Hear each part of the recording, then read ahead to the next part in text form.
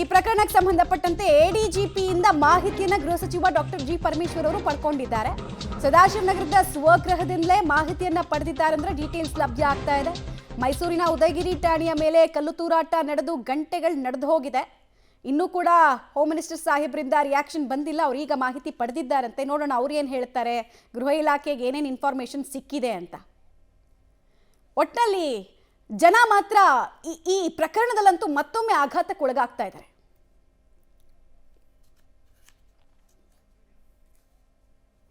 ಇನ್ನು ಇದೇ ಇನ್ಸಿಡೆಂಟ್ಗೆ ಸಂಬಂಧಪಟ್ಟಂತೆ ವಿಪಕ್ಷ ನಾಯಕ ಆರ್ ಅಶೋಕ್ ಅವರು ಕೂಡ ಗರಂ ಆಗಿದ್ದಾರೆ. ಸರ್ಕಾರದ ವಿರುದ್ಧ ವಾಗ್ದಾಳಿಯನ್ನು ನಡೆಸಿದ್ದಾರೆ.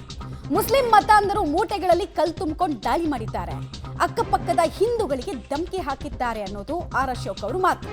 ಇಡೀ ಮೈಸೂರಿನ ನಗರ ಪ್ರಕ್ಷುಬ್ಧ ಆಗಿದೆ.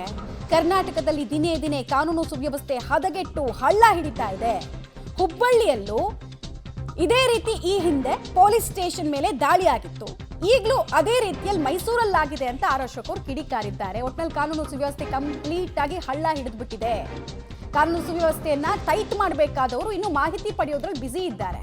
ಹೀಗಾಗಿ ಆರ್ ಅಶೋಕ್ ಅವರು ಕೂಡ ಕಿಡಿಕಾರಿದ್ದಾರೆ.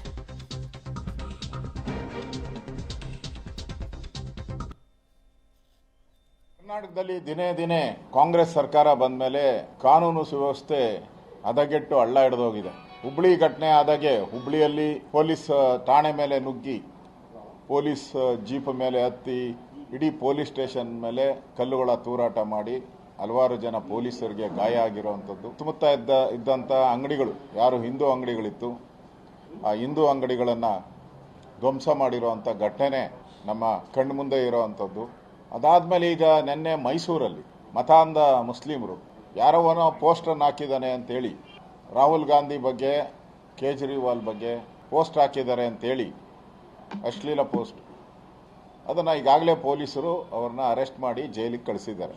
ಆದರೆ ಅಲ್ಲಿರುವಂಥ ಮತಾಂಧ ಮುಸ್ಲಿಮರು ನಿನ್ನೆ ಸಂಜೆ 6 ಗಂಟೆಯಿಂದ 7 ಗಂಟೆಯಲ್ಲಿ ಸುಮಾರು 5-6 ಚೀಲ